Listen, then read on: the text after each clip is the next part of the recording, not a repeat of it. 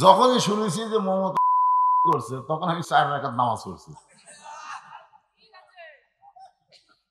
কেন 4 রাকাত নামাজ পড়ছি? এই মেয়াটা খুব আমার কষ্ট দিছে। আমি একবার ওয়াজের মধ্যে ওরে পাগলি কইছিলাম। ধরে এখন কি কইছিলাম? পাগলি। আর এইটাই মানহানির কেস দিছিল। এই মমতাজ একটা গান গাইছে, আগে করর এমন আখেরের কাজ, ধ্যান যোগে হয় দিলের নামাজ, ও তোমার পাঞ্জে গানা নামাজ পড়া লাগবে না। ওরে শরীয়তের মৌলানা চোখ দুইটা করলা কানা, শরীয়তের মৌলানা চোখ দুইটা করলা কানা, কোরআন হলো 90 পারা, তোমরা খুঁজা পাইলা না। আপনার বলেন তো কোরআন কয় পারা? জোরে কন। আর মমতাজ কয় 90 পারা। এই যে মসজিদের উন্নয়ন কল্পে মাহফিল করতেছেন, আর মমতাজ কইছে পাঞ্জে গানা নামাজ পড়া লাগবি না। তাহলে পাঞ্জে গানা নামাজ আল্লাহর নবী পড়েছেন, পাঞ্জে গানা নামাজ সাহাবীরা পড়েছেন। যত আল্লাহর ওলি হয়েছে তারা সবাই 5 ওয়াক্ত নামাজ পড়েই আল্লাহর ওলি হয়েছে। জোরে কোন ঠিক কিনা? একটা নায়িকা ছিল মাহি, নায়িকার নাম কি? ওই ভোটের আগে জনগণের কাছে যখন গেছে তখন বোরকা পরিছে। জোরে কোন কি পরিছে? আসলে বলেন তো মাহিয়া, ওই কি বোরকা পরা? ওই কি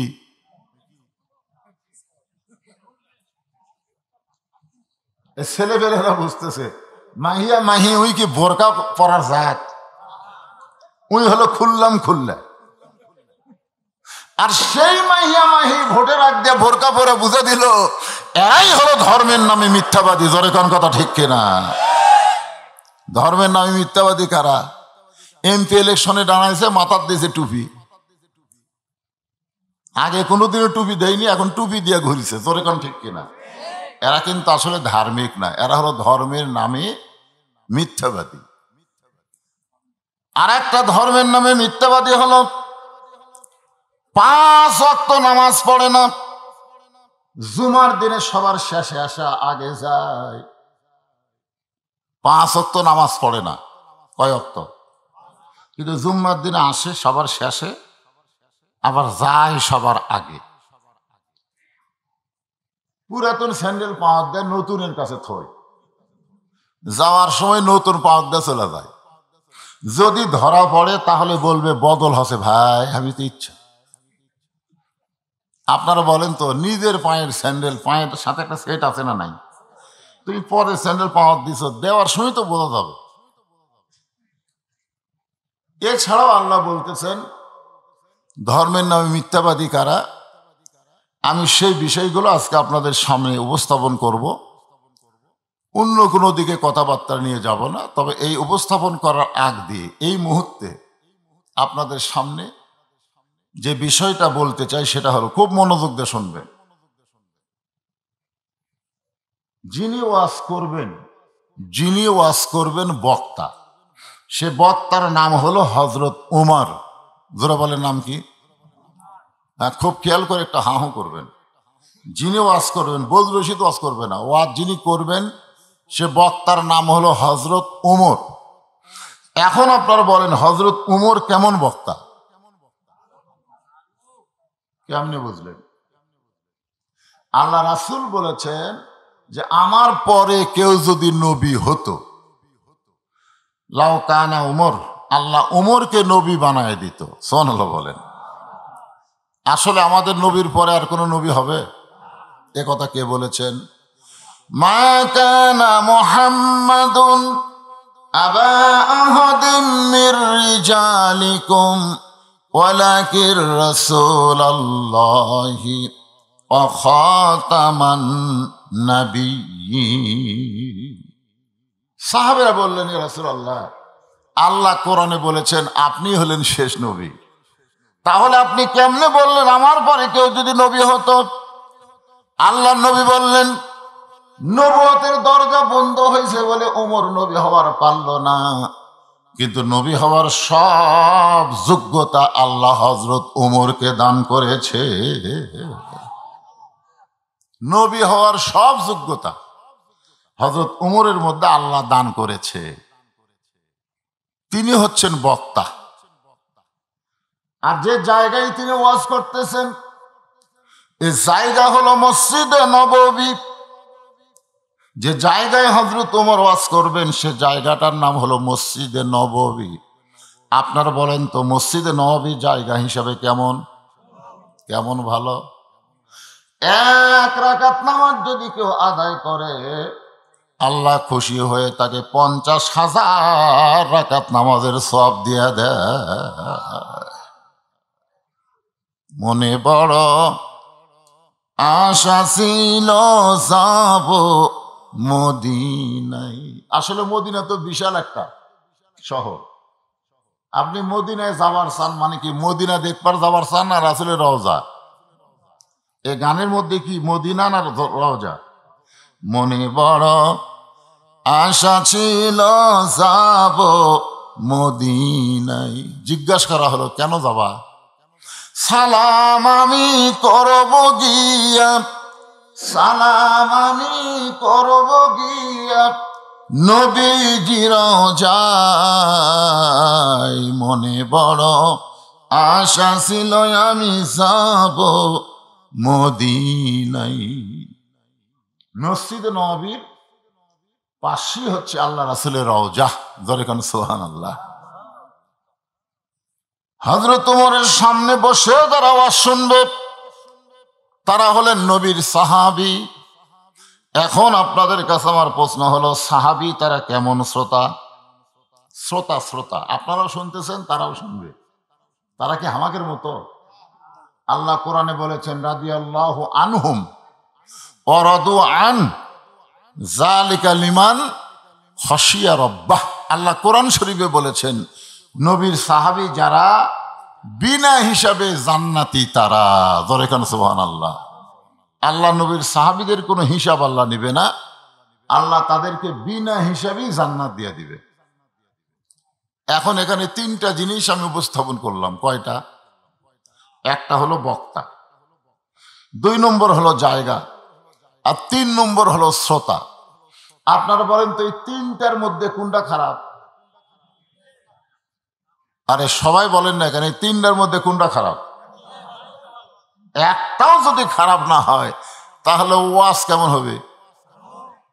মাশাআল্লাহ। হযরত ওমর আল্লাহর প্রশংসা নবীর প্রতি দরুদ পড়ে ওয়াজ শুরু করতেছেন। এমন সময় পিছন দিক থেকে একজন সাহাবী দাঁড়িয়ে বলতেছে আমিরুল মুমিনিন আপনার ওয়াজ আমি শুনবো না। হযরত ওমর চমকে গেল। আমার ওয়াজ শুনবো না কেন? আমার দোষটা কি? বলে আপনার ওয়াজ শোনার টাইম আমার নাই, আমি আপনাদেরকে একটু ওয়াজ শোনাবার চাই। পিছন দিকে একজন সাহাবী দাঁড়িয়ে বলতেছে আমিরুল মুমিনিন আপনার ওয়াজ শোনার টাইম নাই। কি নাই? আমি একটু আপনাদেরকে ওয়াজ শোনাবার চাই। আপনারা বলেন তো যারা শ্রোতা তারা হযরত ওমরের ওয়াজ শুনবে না পিছনে দাঁড়ায়া থাকার এক সাহাবীর ওয়াজ শুনবে? এখানে তো বোঝাই যাচ্ছে, কারণ নবীর পরে যিনি নবী হওয়ার যোগ্য আল্লাহ রাসূল বলেছেন হাসরের ময়দানে আল্লাহ হযরত উমরকে নবীদের কাতারে দাঁড় করায় দিবে। জোরে কান সুবহানাল্লাহ। যেই কাতারের প্রথম নবী হবেন দাউদ আলাইহিস সালাম, ওই কাতারের 2 নম্বরে থাকবে হযরত উমর, আর 3 নম্বরে থাকবে সুলাইমান। যত নবী আল্লাহ দুনিয়াতে প্রেরণ করেছেন সমস্ত নবীরা হলো বুদ্ধিমান, আর চালাক নবী হলো মাত্র 2 জন। কয়জন? সমস্ত নবীরা কি বুদ্ধিমান? বোঝেন, বুদ্ধিমানের ব্যাখ্যা হলো আল্লাহ যা কইছে তাই মানছে, আর চালাকের ব্যাখ্যা হলো আল্লাহ যা কইছে তা মানছে ঠিকই, কিন্তু মানার আগে প্রশ্ন করছে এটা মানলে লাভ কি না মানলে ক্ষতি কি জানতে চাই। যেরকম আল্লাহ বলেন আদম আমি তোমাকে বললাম ওই গাছের কাছে যাইও না, একটা কথা নাই কোরআনে? কি আছে? ওই গাছের কাছে যাইও না। ওয়ালা তাকরাবা হাযিস শাজারাহ ফাতাকুনা মিনাজ জালিমিন। ওই গাছের কাছে যাইও না। আদম নবী কি বললেন? যাব না। এই কথাটাই যদি আল্লাহ মুসা নবীকে বলতো মুসা ওই গাছের কাছে যাইও না, মুসা নবী বলতো আল্লাহ গেলে লাভ কি না গেলে ক্ষতি কি জানবার চাই। তো আল্লাহ বলতেছে এই গাছের কাছে গেলে তুমি জালেম হবে। মুসা তখন বলতো যে গাছের কাছে গেলে জালেম হবে সে গাছ না থয় ভালো। আপনি জান্নাতের মধ্যে খারাপ গাছ লাগালেন কেন? কারণ মুসা নবী হচ্ছেন সালাক নবী। জোরে কোন কি নবী? আর এক সালাকের নাম হলো সুলাইমান। এ বহুদিন আগে আমি আপনাদেরকে এটা শুনাইছি যে যে সমস্ত বাচ্চারা সকালে মুখস্থ করে বিকালে ভুলে যায়, আবার বিকালে লেখাপড়া মুখস্থ করলে রাত্রে মনে থাকে না, এরকম ছেলে আছে না নাই? ওদের ডান হাতে, কোন হাতে? এই ডান হাতে আরবিতে এই দুই নবীর নাম লেখে যদি 21 দিন বেঁধে দেওয়া যায়, আল্লাহ এই দুই নবী রুহানি তাওয়াজ্জুর ওসিলায় আল্লাহ তার মাতার জেহানি শক্তি বাড়ায় দেয়। আপনাকে এরকম বাচ্চা কাচ্চা আছে না নাই? একেবারে মুখস্থ করে থাকে না, পড়ছে ঠিকই পরে আর মনে থাকে না। এ যারা পরীক্ষা টরীক্ষা দিবার সামনে তারাই আমলটা করুক। অনেকে পড়ে ঠিকই পরীক্ষার যায় দেখে আর কমন টমন নাই। খালি এই দুই নবীর নাম আরবিতে লেখা লাগবে। কয় নবী? একটা হলো কি মুসা আলাইহিস সালাম, আর একটা হলো সুলাইমান আলাইহিস সালাম। আল্লাহ কোরআনে বলেছেন ইন্না সালাতা তানহানিল ফাহশাই ওয়াল মুনকার, একমাত্র নামাজই পারে মানুষকে যাবতীয় খারাপি থেকে বাঁচাই দিতে। যারা 5 ওয়াক্ত নামাজ পড়বে তারা দরজা জানলা বন্ধ করে 50টা সিল মারবি না। জোরে কোন কথা ঠিক কিনা? সমানে মুড়ি। ঠিক ঠিক ঠিক ঠিক ঠিক। যাই 5 ওয়াক্ত নামাজ পড়বে আর ইমান বলবি কেউ না দেখলেও কে দেখতেছে, আর কেউ না লিখলেও কে লিখতেছে। দুই ঘাড়ে দুই ফেরেস্তা ঘুম পাড়ছে নাকি? তুই যে খালি সমানে সিল মারতিস, তোর বাপ কয়টা? কারণ এক বাপের বেটা কয় ভোট দিবি? এ কথা কন না কেন? এক বাপের বেটা কয় ভোট দিবি? তুই একলাই 50টা দিল, তাহলে তোর বাপ 50টা। কি মনে করতেছেন কে দেখতেছে? এ বিশ্বাস করেন কোরআনের মাহফিলে বিশ্বাস হয় না কে দেখতেছে? আর ফেরেশতারা লিখতেছে।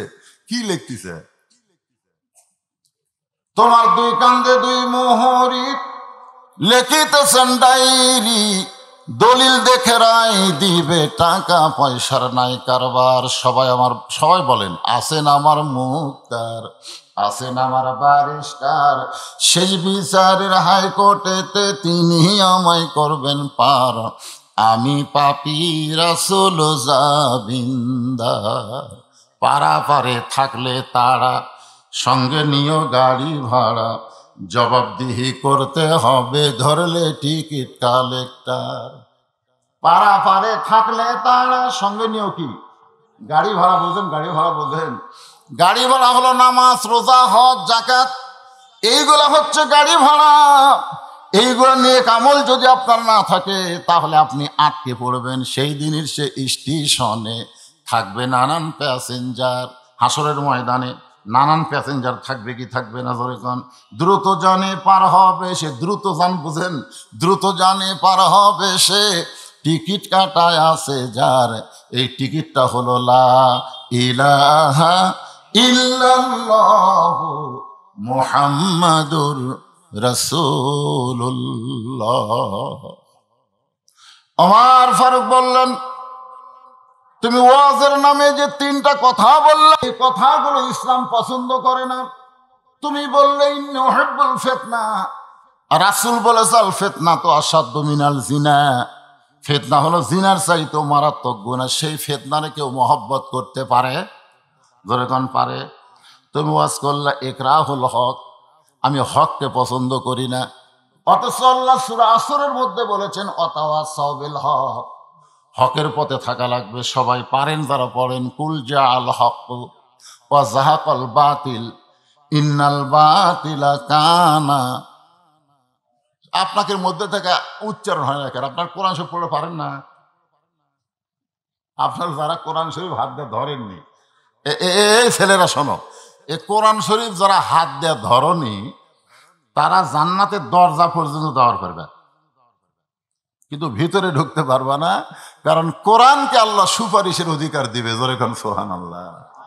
তাহলে এই কোরআনকে হাত দিয়ে ধরার দরকার আছে না নাই? এ কথা কোন হাত দিয়ে ধরার দরকার আছে না নাই? হাত দিয়ে এইভাবে ধরবেন। এটা ধরবার গেলে যোগ্যতা লাগবে। কি যোগ্যতা?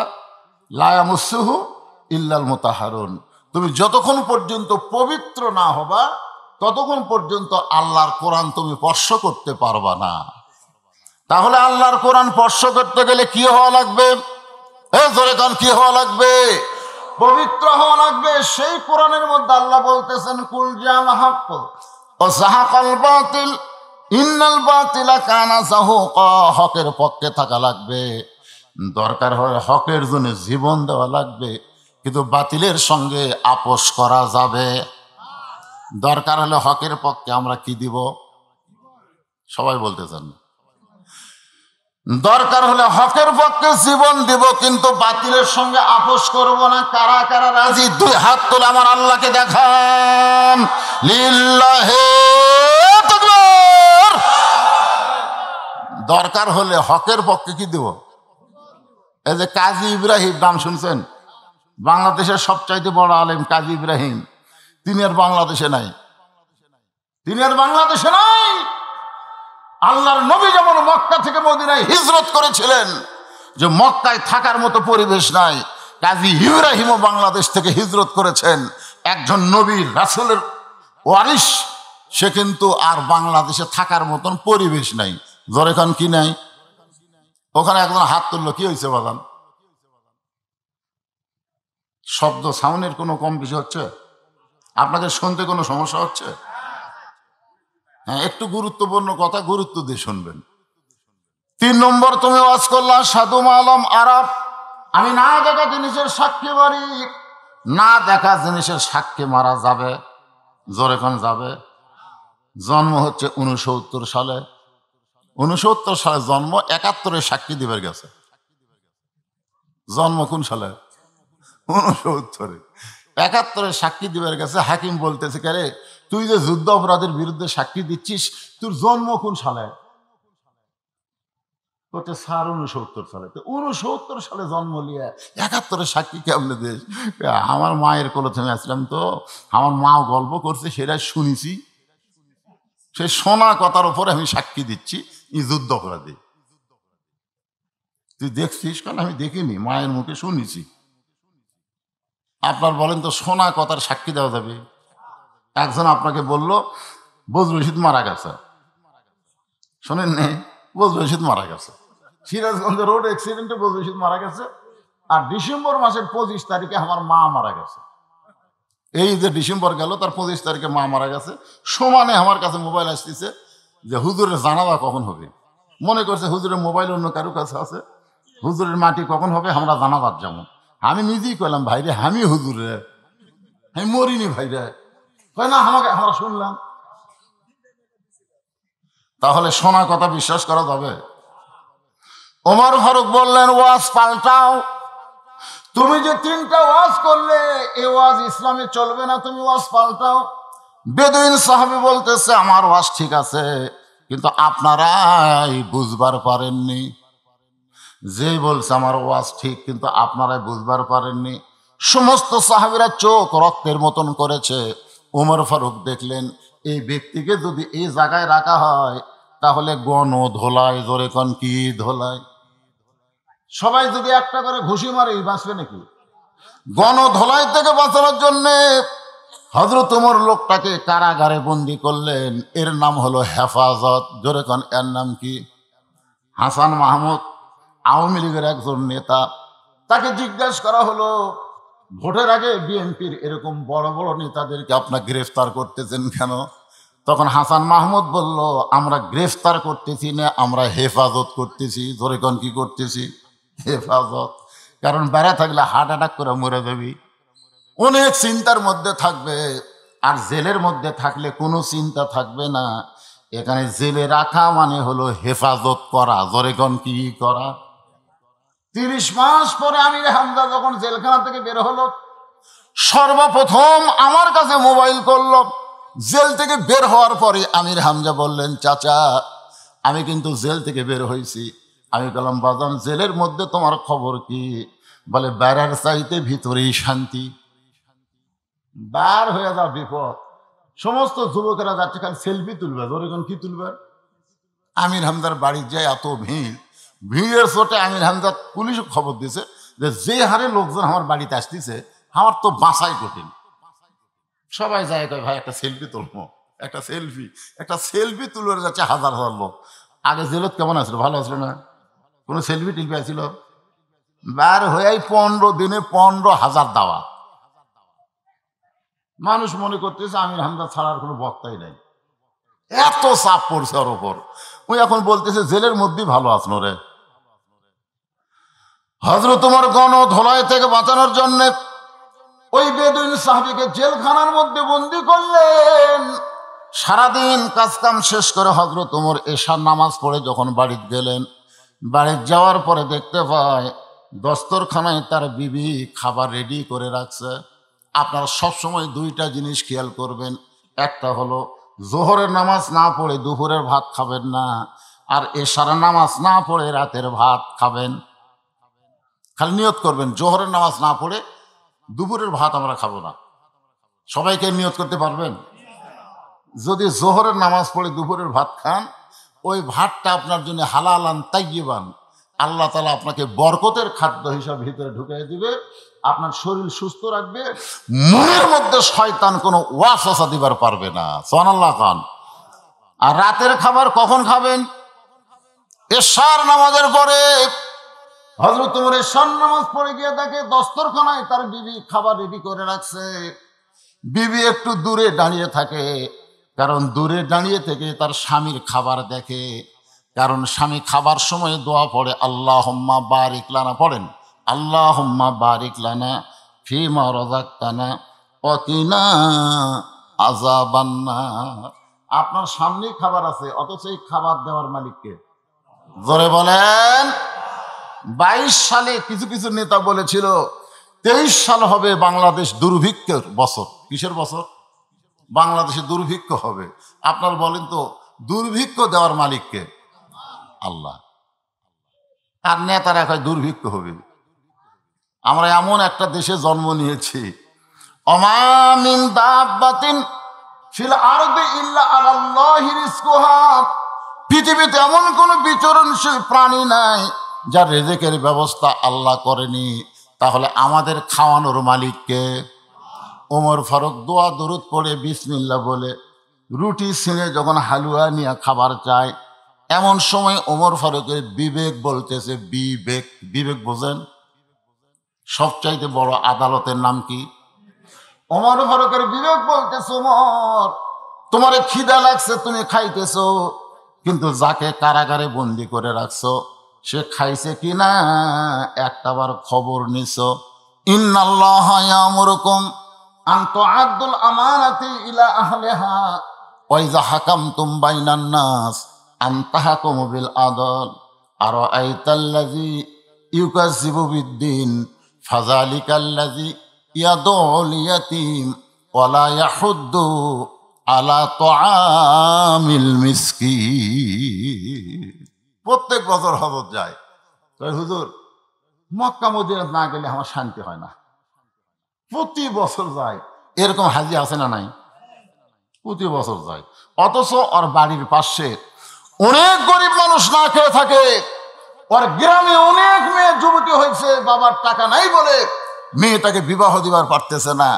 অনেক গরিব মানুষ আছে, একটা অটো ভ্যান কিনবার না পারার কারণে তার সংসার চলতেছে না। ধরে কোন কথা ঠিক না? এই শয়তান তো বারবার হজ করার কথা কে কছে রে? হ্যাঁ, আল্লাহ বলেছেন জীবনে কয়বার হজ করো? যদি প্রতি বছর যাস, ওই টাকা যদি গরিবদেরকে দান করে তাহলে ওই গরিবটা স্বাবলম্বী হয়ে যাবে। ওরাই হলো ধর্মের নামে মিথ্যাবাদী, যারা প্রতি বছর হজে যায় অথচ বাড়ির পাশে একজন না খেয়া থাকে, সেই দিকে কোনো খবর। কথা কন না কেন ভাই? এরকম লোক আছে না নাই? জোরে কান আছে না নাই? বাড়ির পাশেই না খেয়ে আছে। গ্রামের একটা ছেলে বেকার, একটা অটো ভ্যান কিনে দিলে ওর পরিবার চলবে।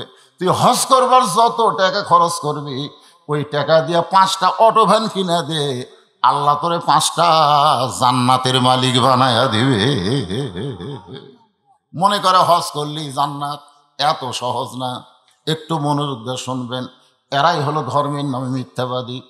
ওমর ফারুকের বিবেক বলতেছে, ওমর তোমার ক্ষুধা লাগতেছে, তুমি খাইতেছো, কিন্তু যাকে কারাগারে বন্দি করছো সে খাইছে কিনা একটাবার খবর নিছ? হযরত ওমর রুটির জায়গায় রুটি, হালুয়ার জায়গায় হালুয়া টোপলা বান্ধে ওই গভীর রাত্রে চুপি চুপি জেলখানার কয়েদির দরজায় গিয়ে বলতে যে ভাইজান এই দেখো তোমার জন্য রাতের খাবার। কয়েদি মুসকে মুসকে হাসে আর বলে আল্লাহর কোরআন দিয়া যখন রাষ্ট্র চলে তখন জেলখানার কয়েদি খাবার পায়, কিন্তু নেতার ভাগ্যে খাওয়া নাই। সুবহানাল্লাহ কন্যা কেন? কি দিয়ে রাষ্ট্র চলে? আল্লাহর কোরআন দিয়ে যখন রাষ্ট্র চলবে তখন কয়েদির ভাগ্যে খাওয়া আছে, নেতার ভাগ্যে খাওয়া নাই। আজকে বাংলাদেশের সব খাওয়া নেতারাই খাচ্ছে, এমন খাওয়া খাইতেছে যে বাংলাদেশের টাকা বিদেশে পাচার করতেছে। এখন কথা ঠিক কিনা? হায় হাই রে। একটা কেনাডা একটা জায়গার নাম হলো বেগম পাড়া। ধরে এখন কি পাড়া? আজকে আমাদের দেশের টাকা সব পাচার হয়ে গেল। এমন খাওয়া খাচ্ছে, আমার ওয়াজের মধ্যে আছে, দুই নেতা কোলাকুলি করবার গেলে বুক ঠেকে না, পেট ঠেকে। যেরকম কি ঠেকে? দুই নেতার পেট, ওর পেট ঠেকেছে, মাঝখান দিয়ে বুক এক হাত ফাঁক। মনে হয় নেতার পেটে 10 মাসের বাচ্চা আছে। একটু মনোযোগ দিয়ে শুনবেন। হযরত ওমর কয়েদিকে খাবার দিয়ে এসে বাড়িতে ঘুমাবার চায়। আল্লাহ রাসূল বলেছেন এশার নামাজের পরে তোমরা গাল গল্প করবা না, বরং তোমরা ঘুমায় যাবা, কারণ তাহাজ্জুদের মহব্বত আর ফজরের জামাআত তোমাদের অপেক্ষা করতেছে। খেয়াল করে শুনছেন? তাহাজ্জুদের কি? তাহাজ্জুদের নামাজ না, তাহাজ্জুদের মহব্বত আর ফজরের জামাত। আপনারা যে মসজিদের উন্নয়ন কল্পে মাহফিল করতেছেন, এই মসজিদে ফজরে কত মুসল্লি হয়? আল্লাহ রাসূল বলেছেন মুয়াজ্জিন আযান দিল ফজরের, অথচ মসজিদে মুসল্লি গেল না, বাড়িতে নামাজ পড়লো। ও যতই নামাজ পড়ুক ওর মৃত্যু হবে মুনাফিক হইয়া। ফজরের নামাজ বাড়িতে পড়লে কি হবে? কথা কয় না। যারা পড়ে না তার বাদ, যারা পড়ে তাদের জন্য ফজরের নামাজ কোথায় পড়া লাগবে? মসজিদে জামাতের সঙ্গে ফজর আদায় করা লাগবে। ওমর ফারুক যখন ঘুমাতে চায়, বউ বলতে স্বামী গো আপনি কি খাবেন না? ওমর ফারুক বলে তুমি তো আমার খাবার দিছা। বলে আমি দূরে থেকে তাকায় দেখছি আপনি খাবারগুলো টোপলা করেছেন, কারণ আপনার খাওয়া দেখার মধ্যেও শান্তি আছে। আপনি প্রতিদিন খাওয়া যখন শেষ হয় তখন 2 হাত তুলে আল্লাহকে বলেন আল্লাহ, যে বউটা আমাকে কষ্ট করে হালুয়া রুটি তৈরি করে দিল, এ বউরে তুমি জান্নাত দিও। ওমর ফারুক বলে আল্লাহ আমি জান্নাতে হুর চাই না, আমি জান্নাতে হুর চাই না, আমার বউটাকে নিয়েই জানো আমি জান্নাতে থাকতে পারি। সুবহানাল্লাহ বলেন। যে স্বামী দোয়া করে আল্লাহ আমি জান্নাতে হুর চাই না, আমার বউ নিয়ে জান্নাতে থাকবার পারি, এই স্বামীর ওপর বউ খুশি হবি না বেজার হবি? আর আমরা কি দোয়া করি? একদিন ইমাম সাহেব জুমার নামাজে সূরা বুরুজ থেকে হুরের আওয়াজ করছে। ভাই, হুরের চোখ হবে এইরকম, নাক হবে এইরকম, গায়ের রঙ এরকম ফর্সা, ভিতরকার রক্ত বাইরে থেকে দেখা যাবি। ওই সেদিন থেকে বাড়ির যা খালে দোয়া করে আল্লাহ আল্লাহ জান্নাতে গেলে একটা হুর দিও, আল্লাহ আল্লাহ জান্নাতে একটা হুর দিও। বউ খালি কান ফেলে আছে, কি কয়? তো মোনাজাত শেষ করলে বউ বলতে কি কইলে? আল্লাহ যেন জান্নাতে একটা হুর দেয়। বলে হুর কি? বলে সুন্দরী, তোর মতন এরকম বেসাই জানা। বউ চিন্তা করে কারেন্ট গেলে আমি বাতাস করি, তোর ফাটা পাও আমি ভ্যাজলিন দিয়ে দিই, তোর ময়লা কাপড় চোপড় আমি পরিষ্কার করে দিই, আর তুমি আমারে না চাই হুরকে চাও। পরের দিন বউ দোয়া করতেছে আল্লাহ আল্লাহ জান্নাতে গেলে আমাকে একটা হুরে দিও, আল্লাহ একটা হুরে দিও। স্বামী কই করে হুরে কি? বলে হুরে হলো সুন্দর যুবক, তোমার মতন পাও ফাটা না, তুমি লেফের ওয়ারও ছিঁড়ছো, আমার পাও ছিঁড়ছো। এই শীতকালে কিন্তু কতগুলো মরদ মানুষের পাও ফাটা যায়, ধরে কোন কথা ঠিক কিনা? পাও যখন ফাটে ওই ফাটাটা কিন্তু বিলেটের মতন ধার হয়। এখন একই কম্বলের মধ্যে স্বামী স্ত্রীর ঘুমাতে যায়, ওটা ফাটা পাও যদি বইয়ের পায়ের ওপরে একবার যায়, বউ ঘুম থেকে লাভ দুটো বলবে মহারণা মাপ দিলাম, তুমি ল্যাপ পাল্টাও। ধরে কোন কথা ঠিক কিনা?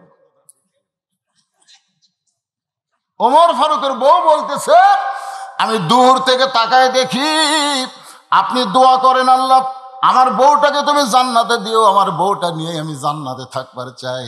আপনি না খাইলে আমি কোনোদিন খাই না, আজকে আপনি খাইলেন না, টোপলা করে কোথায় যেন নিয়ে গেলেন।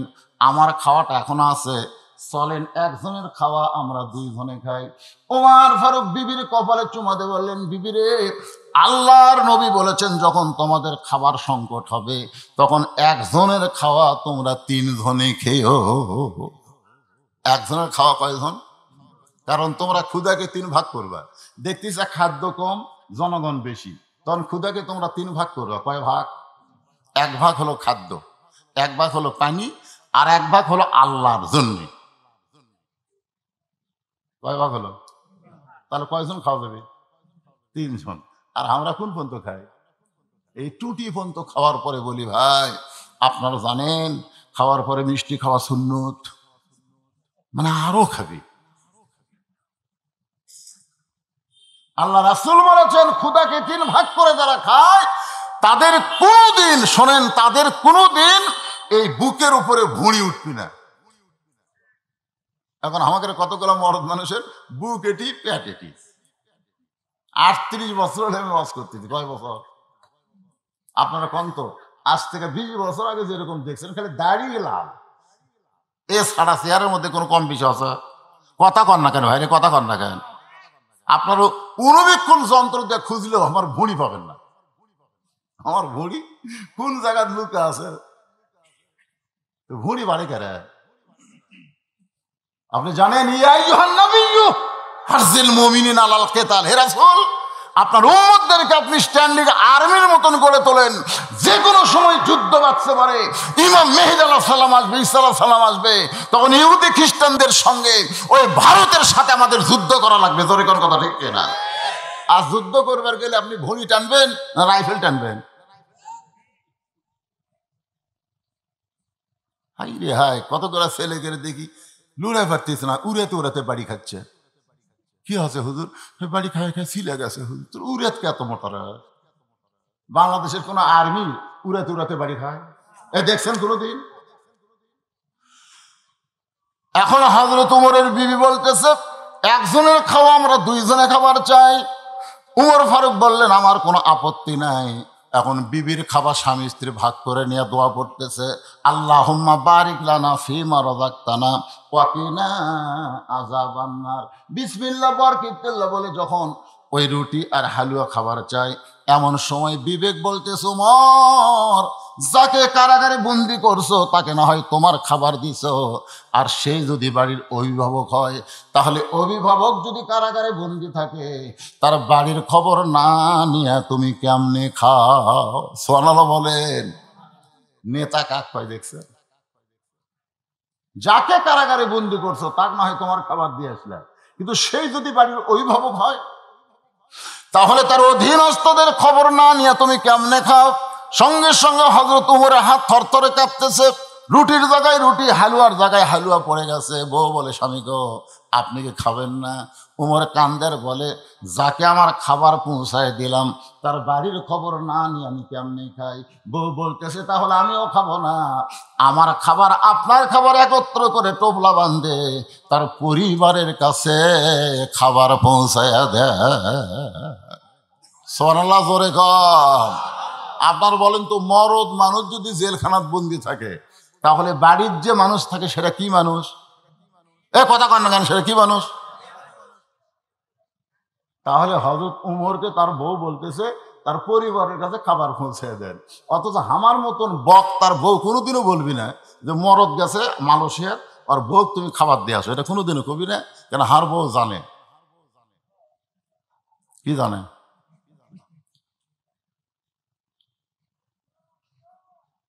দেখে নেতা কাক হয়। ওমর ফারুকের বিবি খাবার টোপলা করে দেয়। সে মাইকের সাউন্ড এরকম চঞ্চন হাঁকে কি, সেই টোপলা নিয়ে হযরত ওমর বেদুইন সাহাবীর পরিবারকে খবর নেওয়ার জন্য রওনা দিয়েছে পাহাড়ি এলাকার দিকে। হঠাৎ হযরত ওমরের কানে একটা করুণ সুর আসতেছে, বাবা, ও বাবা, এত রাত হয়ে গেল, আপনি কেন বাড়ি আসেন না? আপনি কি জানেন না বাবা, আপনাকে ছাড়া আমি খাইও না, আপনাকে ছাড়া আমি ঘুমাই না। ওমর ফারুক বুঝতে পারলেন যাকে কারাগারে বন্দি করছি এইটা তারই সন্তান হবে। ওমর ফারুক এই ছোট্ট বাচ্চার কাছে গিয়ে বললেন, বাজান, তোমার বাবা কোনো এক কাজে আটকে গেছে, আমি তোমার বাবার মতন দরদ নিয়ে তোমার কাছে খাবার দিয়ে বেড়াইছি, এই মেহেরবানি করে খাবারটা গ্রহণ করো। ওই ছোট বাচ্চা বলে, পথিক, তুমি আসলেই ভালো মানুষ, সুবহানাল্লাহ খান। যখন আমি বাবা বাবা বলে কাঁদতেছি তখন কেউ আমাকে সান্ত্বনা দিবার আসে নাই, অথচ তুমি আমাকে এক টোপলা খাবার নিয়ে সান্ত্বনা দাও। তুমি অথচ ভালো মানুষ, কিন্তু তোমার ভিতরে কি আল্লাহর কোরআন নাই? ওমর ফারুককে ওই ছোট বাচ্চা বলতেছে, তোমার ভিতরে কি আল্লাহর কোরআন নাই? ওমর ফারুক সবসময় চুম করছে। বেটা কয় কি, তুমি আসলেই ভালো মানুষ, তোমার মধ্যে কি আল্লাহর কোরআন নাই? ওমর ফারুক বললেন, বাজান, আমার মধ্যে কোরআন নাই তুমি কেমনে বুঝলা? ছেলেটা সঙ্গে সঙ্গে বলতেছে, ওয়াকাযা রাব্বুকা আল্লা তা'বুদু ইল্লা ইয়াহু ওয়া বিল ওয়ালিদাইনি ইহসানা। সুবহানাল্লাহ বলে। আল্লাহ কোরআনে বলেছেন আল্লাহর পরে, মনোযোগ দিয়ে শুনবেন, শ্বশুরক দিকে আসসালামু আলাইকুম, আব্বা কেমন আছেন? আব্বা, আম্মা কেমন আছে? শ্বশুর গল্প করে, আল্লাহ আমাকে একটা জামাই দিছে পারে। ওর বাপের কাছে যায়, কোন তো তোমার বেটা কেমন? শালা না পাটা, মানুষ হচ্ছে। শ্বশুর সুনাম করে, বাপ সুনাম করে না। কারণ কি? বাপরে কোনোদিন সালাম দেয় না।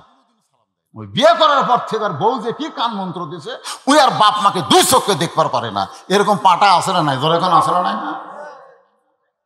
বিয়ে করার আগে খুব ভালো, কিন্তু যেই বিয়ে করছে বউ আর কানের মধ্যে যে কি গরম পানি ঢুলে দিছে ভাই। অথচ আল্লাহ রাসূল বলেছেন, বাপ মার মুখের দিকে যদি মহব্বতের নজর দাও, মক্কা মদিনা যাওয়া লাগবে না, আল্লাহ তোমার আমল নামায় একটা কবুল হজের সওয়াব দিয়ে দিবে। সুবহানাল্লাহ খান, সুবহানাল্লাহ খান। ওই শাশুড়ি বলতেছে, আম্মা হাতিয়ান্দ বাজারে যাচ্ছে, আম্মা আপনি ডাব খাবেন না গ্লুকোজ খাবেন? বউ বলতেছে, আমার মাও দুটাই খায়। বলে ঠিক আছে, দুটাই আনবো। যাওয়ার সময় দেখে মা দরজাত খাড়া হয়ে আছে, মায়ের দিকে তাকায় না, মাথা নিচু করে হাঁটত যাচ্ছে। মা বলতেছে, কে রে বেটা, 7 দিন আগে পান কিনে দিয়েছিস, সেটা 10 টাকার, আজকে হাতিয়ান্দ বাজারে যাচ্ছিস 10 টাকার পান আনবি। এই জন্যই তো তাকায় না, খালি খাই খাই। শাওরের জন্য তুমি ডাব গ্লুকোজ কিনবে, আর মায়ের জন্য 10 টাকার পান খাই খাই। ওই বেটা না পাটা? কথা কন না কেন, বেটা না পাটা? ওই ছোট্ট বাচ্চা বলতেছে, পথিক, তোমার ভিতরে কি আল্লাহর কোরআন নাই? যদি কোরআন থাকতো তাহলে এই কথা তুমি কেমনে বললা? আমার বাবাই শুধু বাবা, দুনিয়ার কোনো মানুষকে আমার বাবার জায়গায় আমি বসাতে পারবো না। তুমি যতই বাবার দরদ দিবার চাও, তুমি আমার বাবা হতে পারবা, আমার দয়াল বাবা। এরকম আছে না নাই? দয়াল বাবার দরবারেতে কেউ ফিরে না খালি হাতে। আমার দয়াল বাবা কেবলা কাবা, আয়না কারিগর, আয়না বসাইয়া দিছে কলবের ভিতর। 3টা বিষয় আপনারা খুব খেয়াল করবেন। কয় বিষয়? একটা হলো আদি পিতা, একটা হলো জাতির পিতা, আর একটা হলো জন্ম দেওয়া বাপ। এই 3টা বিষয় 2 করা জায়েজ নাই।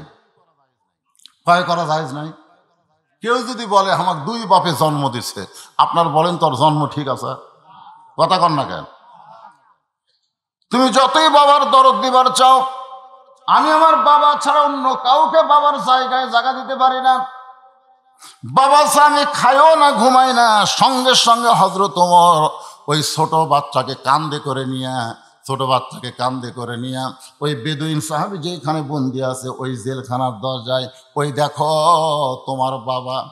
ছোট্ট বাচ্চা জেলের দরজায় গিয়ে বলতেছে, বাবা আমি এতক্ষণ হলে কাঁদতেছি, বাবা আপনি না গেলে আমি খাবো না, ঘুমাবো না। আপনি এই ঘরের মধ্যে বন্দি হয়ে আছেন, আপনাকে কে বন্দি করেছে? একটাবার খালি নাম বলেন বাবা, আমি তাকে সাইজ করবার চাই। জোরে কান সুবহানাল্লাহ। বাবার দরজায় গিয়ে ছোট্ট বাচ্চা কি বলতেছে, খালি একটাবার নাম কন। আপনাকে কে বন্ধ করলো? খালি নাম বলেন। ওমর ফারুক একটু দূরে থেকে মুচকি মুচকি হাসতেছে। এরাই হলো প্রকৃত সন্তান। বাবা যদি জেলখানায় বন্দি থাকে, সন্তান কোনো দিন সহ্য করতে পারে না। ধরে কোন কথা ঠিক কি না? তাহলে বাপ মাকে যদি বেটার বউ কষ্ট দেয়, আপনার বউ যদি আপনার কষ্ট দেয়, মা ও বাপ যদি কান্দে, আপনার যা বলতে হবে, ও মা আপনি কান্দেন কেন, বাবা কান্দো কেন, তোমার কে কষ্ট দিল বাবা, খালি একবার নাম কও। আপনি বাপের সামনে গিয়ে খালি একবার বলতে পারবেন যে আব্বা আপনার মন ভার কেন, আব্বা আপনার কে কষ্ট দিল, খালি নামটা কোন তো। বাপ যদি বলে তোর বউ, যদি বলে তোর বউ, তখন বউয়ের কাছে এসে কি বলা লাগবে? এই ফকুনির বেটি, তুই যা কষ্ট দিল সে যদি মরা যায়, সারা জীবন কানলে সে বাপ পাওয়া যাবে না। আর তোকে যদি আমি সকালবেলা ছাড়ি, বিকেলবেলা আর একটা বিয়ে করবো। জোরে কোন কথা ঠিক কিনা? মরদ মানুষে বাংলাদেশে বইয়ের অভাব আছে, কিন্তু মায়ের 25 তারিখ আমার মা মারা গেলে আমি বুঝতেছি মায়ের মতন, সবাই বলেন মায়ের মতন আপন কেহ নাই রে দুনিয়ায়, মা জননী নাই রে যাহার এই দুনিয়ায়, তাহার কেহ নাই। মায়ের মতন আপন কেহ নাই রে দুনিয়ায়। নিজে না খাইয়া বাবা, নিজে না খাইয়া বাবা সন্তানকে খাওয়ায়, বাবার মতন আপন কেহ নাই রে দুনিয়া। খালি একটা বার নাম বলো বাবা। কে তোমাকে জেলখানায় বন্দি করছে, খালি নাম বলো, আমি তাকে সাইজ করবার চাই। বেদিন সাহাবী চোখের পানি নিয়ে বলে, পাগল রে, যে আমাকে বন্দি করছে তার নাম হলো হযরত উমর। কি নাম? যেই বলছে যে আমাকে কারাগারে বন্দি করছে তার নাম হলো হযরত উমর। সঙ্গে সঙ্গে ছোট্ট বাচ্চা জেলখানায় দরজায় বসে বলতেছে, বাবা ওই মহান ব্যক্তি যদি তোমাকে বন্দি, নিশ্চয়ই খারাপই করছো। কিছুক্ষণ আগে কি বললো?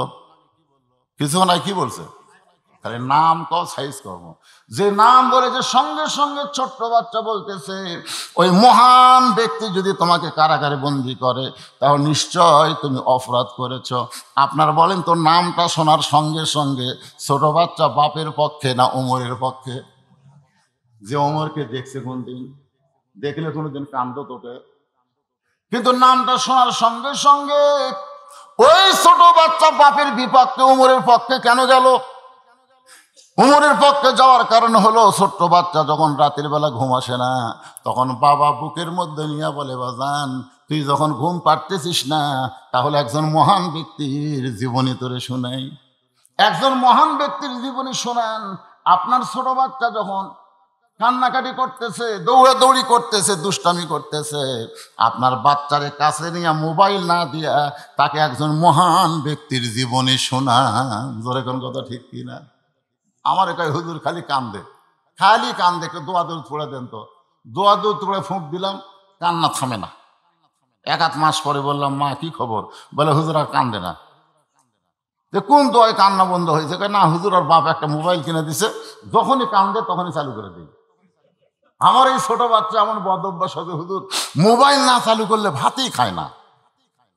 যারা মোবাইল চালু করে করে ছোট বাচ্চারে ভাত খাওয়াচ্ছেন, আজকে বুঝতেছেন না, একদিন বুঝবেন আপনি নিজেই সন্তানের পায়ে কুড়াল মারতেছেন। জোরে কোন কথা ঠিক কিনা? একটু মনোযোগ দিয়ে শোনেন।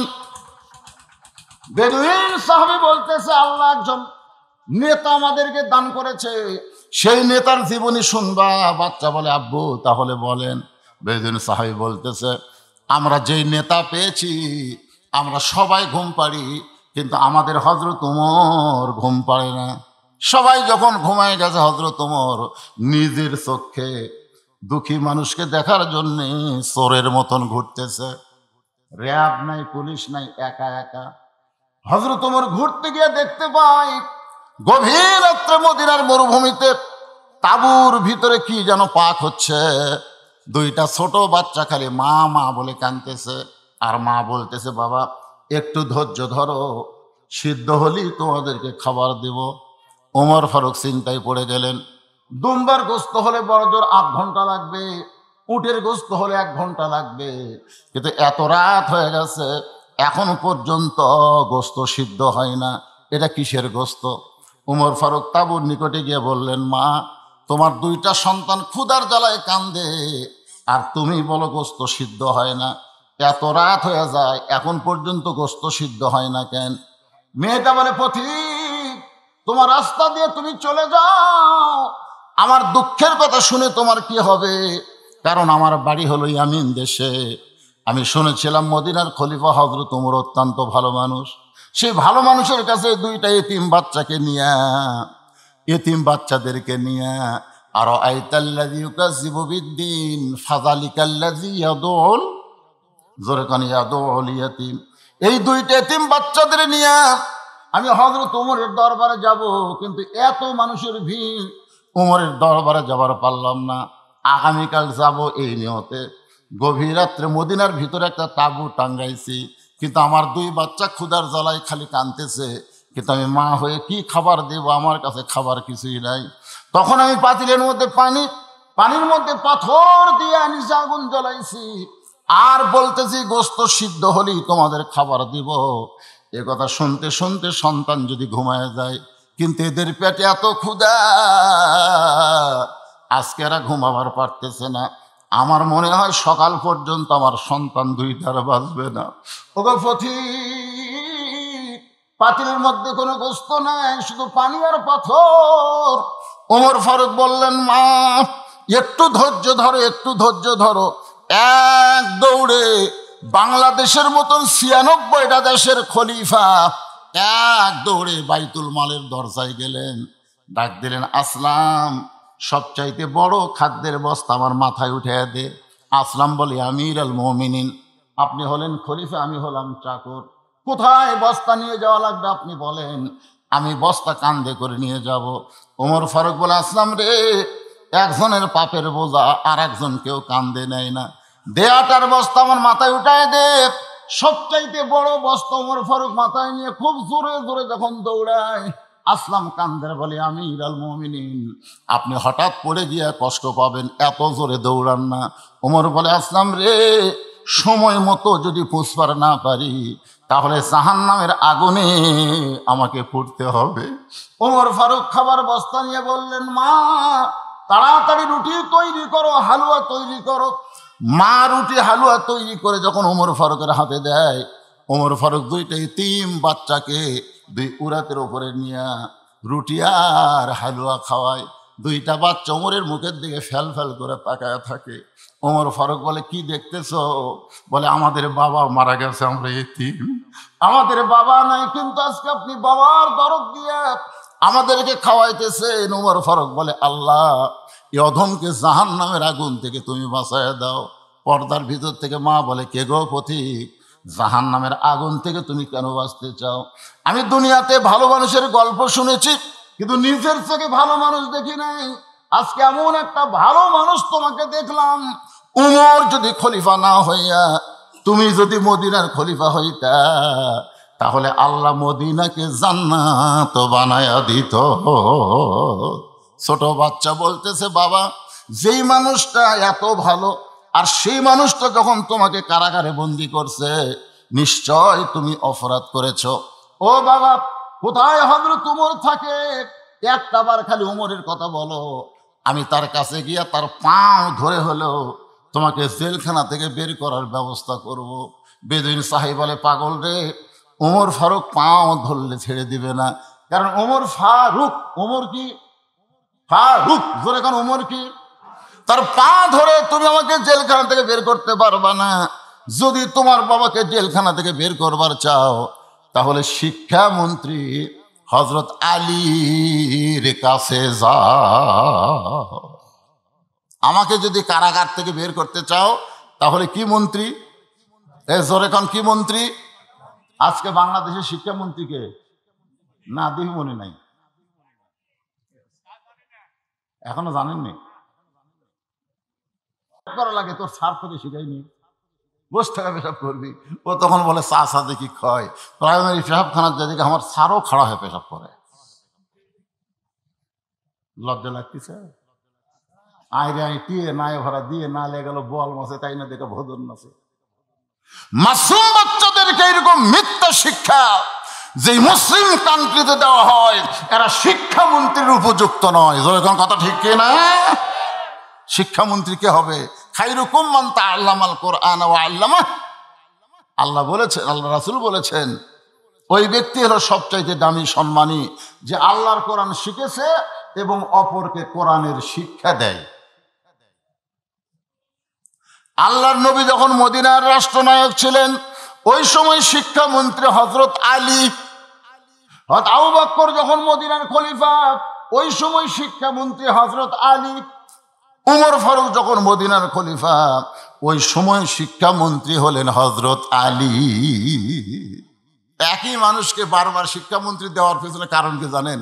আল্লাহ রাসূল বলেছেন, আনা মাদিনাতুল ইলমে ও আলী ও বাবুহা। আমি হচ্ছে ইলমের শহর, আলী হচ্ছে তার দরওয়াজা। একবার হযরত উমর জেরুজালেমে গেছিল, ভাগ্যগুণে রাখাল উটের পিঠে, উমর হচ্ছে রশি, জমিনের মধ্যে দাঁড়ায় আছে। জেরুজালেমের লোকেরা উটের পিঠে রাখালকে উমর মনে করে একটা চকিয়া এনে বলতেছে, আমিরাল মুমিনিন, আপনি পা দিয়ে আগে চোখের ওপর পা দিবেন, তারপরে আমার পিঠের ওপর পা দিয়ে আপনি নামেন। রাখাল খালি কান্দে। জেরুজালেমের খ্রিস্টানরা বলে, আপনি কান্দেন কেন? যে জেরুজালেম বাইতুল মুকাদ্দাস দখল করার জন্য ইহুদিরা চেষ্টা করতেছে। জোরে করার কথা ঠিক কিনা? ওই জেরুজালেম উমর গেছিল। রাখাল খালি কান্দে, জেরুজালেমের খ্রিস্টানরা কয়, কান্দেন কেন? বলে, কান্দার কারণ হলো তোমরা যাকে উমর মনে করে সম্মান করতেছো, সে কিন্তু উমর না, আমি হলাম রাখাল। আর জমিনে দাঁড়ায়া যিনি, তিনি হলেন হযরত উমর। জেরুজালেমের ইহুদিরা খ্রিস্টানরা বলে, এটা কেমনে হয়? এটা কেমনে হয়? রাখাল চিল্লায় বলে, আল্লাহর কোরআন অনুযায়ী যখন মানুষ চলবে তখন এমনই সম্ভব হয়ে যায়। সব খ্রিস্টান বলতেছে, আর আমরা খ্রিস্টান ধর্ম থাকবো না, আমাদেরকে আপনি কলমা পড়াই দেন। ওমর ফারুক কলমা পড়লো, হাজার হাজার খ্রিস্টান মুসলমান হয়ে গেল। জোরে কোন সুবহানাল্লাহ। আপনার বলেন তো, এখানে যুদ্ধ করা লাগছে? বিনা যুদ্ধে হাজার হাজার খ্রিস্টান মুসলমান। তো একজন বেকা বেকা বেকা বোঝেন না? বেকা বোঝেন না আপনারা?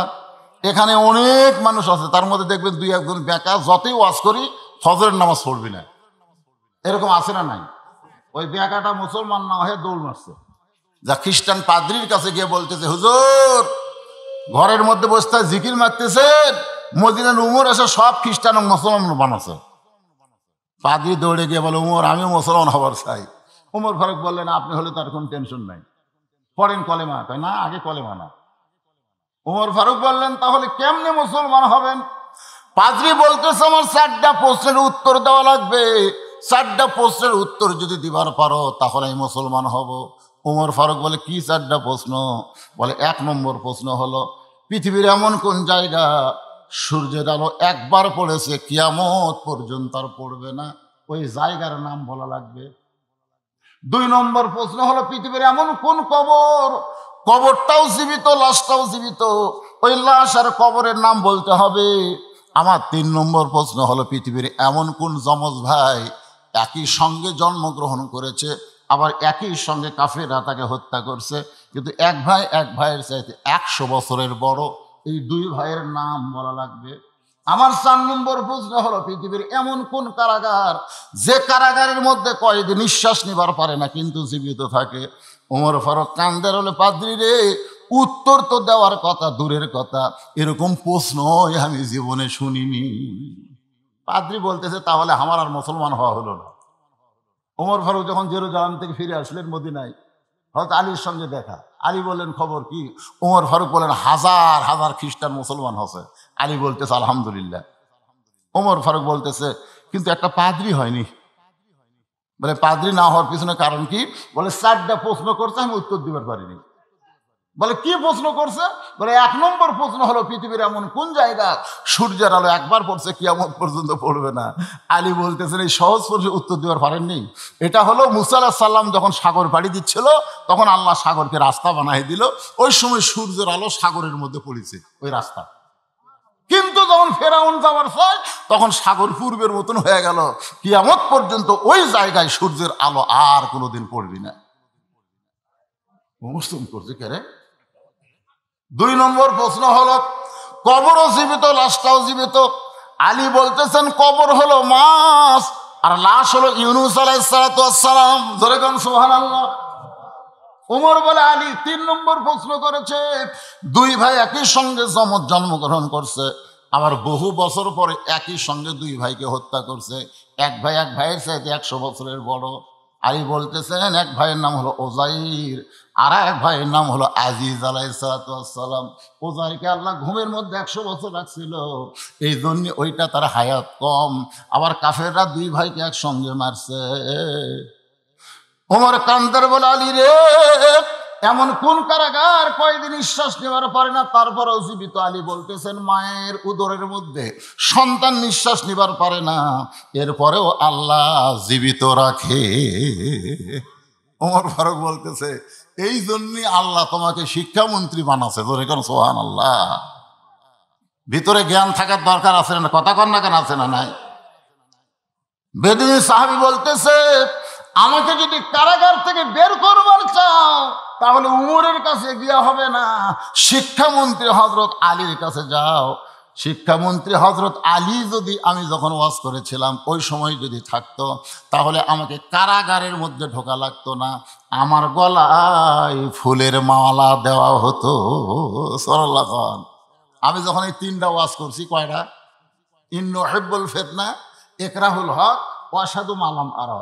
এই 3টা ওয়াজ যখন আমি করছি তখন সব সাহাবী ছিল, কিন্তু শিক্ষামন্ত্রী ছিল না। শিক্ষামন্ত্রী যদি ওই জায়গায় থাকতো তাহলে আমাকে কারাগারে বন্দী হওয়া লাগতো না, আমার গলায় ফুলের মালা পরাই দিত। যাও শিক্ষামন্ত্রীর বাড়িতে যাও। ওই ছোট্ট বাচ্চা শিক্ষামন্ত্রীর বাড়ির দিকে রওনা দিয়েছে। শিক্ষামন্ত্রীর বাড়ির কাছে এসে দেখে বিশাল একটা রাজভবন। নাকি এখনকার এমপি মন্ত্রীদের বাড়ি দেখছেন? আর বাংলাদেশের মতন 96টা দেশের শিক্ষামন্ত্রীর বাড়ি কিরকম হবে? আল্লাহ আমাকে নিজের চোখে দেখাছে, আল্লাহ আমাকে নিজের চোখে দেখাছে মা ফাতেমার বাড়ি। সুবহানাল্লাহ বলে না? ওটা বাড়ি করে একটা ঝুবড়ি। ছোট্ট বাচ্চা তার বাবার কথা মতো শিক্ষামন্ত্রীর বাড়িতে এসে দেখে দরজার সামনে 2টা যুবক দাঁড়ায় আছে। এইটা যুবক হলো চাঁদের চাইতেও সুন্দর। একজনের নাম হলো হাসান আর একজনের নাম হইল হোসাইন। সাইদুস শাবাবে আহলুল জান্নাহ। আল্লাহ রাসূল বলেছেন সাইদুস শাবাবি আহলুল জান্নাহ হাসান হোসাইন রাদিয়াল্লাহু তাআলা আনহুমা। জান্নাতি যুবকদের সর্দার হবে 2 জন। একজনের নাম হলো হাসান আর একজনের নাম কি? কেবল আপনার কথা কন না কেন? একজনের নাম কি? আর এখনকার যুবকদের কাছে মেসি নেইমার। আর সালাতো খায়রুম মিনান নাওম মুয়াজ্জিন কইছে, ওর কানের উপর দিয়ে চলে গেছে, শুনবার পাইনি। 3টা পর্যন্ত আর্জেন্টিনার খেলা দেখছে। সকালবেলা গল্প করতেছে, মেসি ভাই এইভাবে কাটে দিয়ে খালি মারিয়া দিল রে। কি এই যুবকেরা, মেসি নেইমার তোমাদের আদর্শ হতে পারে না। মেসির মতন চুল কাটছে, বলে এটা কি চুল কাটা? কয় মেসি কাটিং হুজুর। এটা কি কাটিং? কয় নেইমার কাটিং। মেসি নেইমারের মতো মাথার চুল কাটো, অথচ জান্নাতি যুবকদের সর্দার হবে হাসান আর হোসাইন। হাসান হোসাইনের মতন সাইজ করো, তাহলে জান্নাতে যাবার পারবা। কারণ এই 2 জন যুবক যদি সিগনেচার না দেয় আমরা কেউ জান্নাতে যাওয়ার পারবো না। হয়তো আপনি বলবেন হুজুর আপনি না বুড়ে, আপনারা কোন তো আমি যখন জান্নাত যাবো আল্লাহকে আমাকে বুড়ে করে পাঠাবি? কথা কয় না। কোনো বুড়ে এক জান্নাত দিয়ে কোনো লাভ আছে? কেন 70টা হুর থাকবি রে, বুড়ে কি করবি? দেখা ছাড়া উপায় নাই। এই জন্য রাসূল বলেছেন প্রত্যেকটা জান্নাতি মানুষকে আল্লাহ তাআলা যুবক বানায় দিবে। সুবহানাল্লাহ খান। আর সেই যুবকদের সর্দার কয়জন? ছোট্ট বাচ্চা দেখতেছে 2 জন যুবক দরজায় দাঁড়ায় আছে। শিক্ষামন্ত্রীর দরজায় কোনো পুলিশ নাই, কোনো র্যাব নাই, 2 জন যুবক দাঁড়ায় আছে। 2টা যুবকরে সালাম দেয়া ছোট্ট বাচ্চা বলতেছে, এটাই কি শিক্ষামন্ত্রীর হযরত আলীর বাড়ি? হাসান হোসেন বলতেছে, তুমি ছোট্ট মানুষ, তুমি শিক্ষামন্ত্রী কি করবা? এমন সময় হযরত আলী ঘর থেকে বের হয়ে বলে, বাবা তুমি শিক্ষামন্ত্রীকে কেন খুঁজতেছো? বলে, আমার বাবাকে হযরত ওমর জেলখানায় বন্দি করছে, আমি আমার বাবাকে মুক্ত করার জন্য আপনার কাছে আইছি। হযরত আলী কান্দের বলে, ওমরের মতন মহামানব যদি তোমার বাবাকে জেলখানায় বন্দি করে, তাহলে আমার মতো আলীর কোনো ক্ষমতা নাই তোমার বাবাকে বের করবে। কারণ উমর যেই কাম করে সেই কাম নিজের ইচ্ছা মতো করে না, আল্লাহর কোরআন নবীর বিধান মোতাবেক করে। সুবহানাল্লাহ রাখেন। ইন্নাল্লাহা ইয়ামুরুকুম আন তুআদ্দুল আমানাতি ইলা আহলিহা ওয়া ইযা হাকামতুম বাইনান নাস আন তাহকুমু বিল আদল। কোরআন দিয়ে যখন দেশ চলে তখন বিচার কেমন, আর বর্তমান বাংলাদেশের বিচার কেমন চলতেছে? ও যে আমার ওয়াজে শোনেন নাই, 6 বছর আম বাগানে চাষ করে জ্যৈষ্ঠী মাসে দেখবার গেছে আমের খবর কি, যা দেখে ছোট্ট একটা বাচ্চা গাছের চড়া আম পাড়তেছে, ব্যাগের মধ্যে ঢুকাচ্ছে। বাগানের মালিক কয়, আমি খাইনি, বউ চল কেউ খাইনি, আর তুই আমার কাছে আম পাড়তেছিস, তোর বাপ হোক যা বিচার দেবো রে। ছেলে খালি মুসকি মুসকি হাসে। বাগানের মালিক বলে, হাসেন কেন? বাগানের মালিক বলে, হাসিস কেন রে, তোর বাপক যা বিচার দেবো। ছেলে কয়, চাচা কোথায় বাপক খুঁজ করে দেবেন, আমার বাপও আর এক গাছে চড়ছে। তাকায় দেখো ওর বাপ খালে আম পাড়ে আর বস্তা ভরায়, গাছের নিচে বসে কান্দের কয়, আল্লাহ বিচার দিব কার কাছে? বেটাও চোর, বাপও চোর। আজকে আমাকে দেশের অবস্থা হয়েছে তাই। জোরে গান ঠিক কিনা ভাই? বিচার দেওয়ার মানুষ নাই। এক সময় হলো 12%, এক সময় হলো 22%, এক সময় কয় 27%, ঘুমোর থেকে উঠা কয় 40%।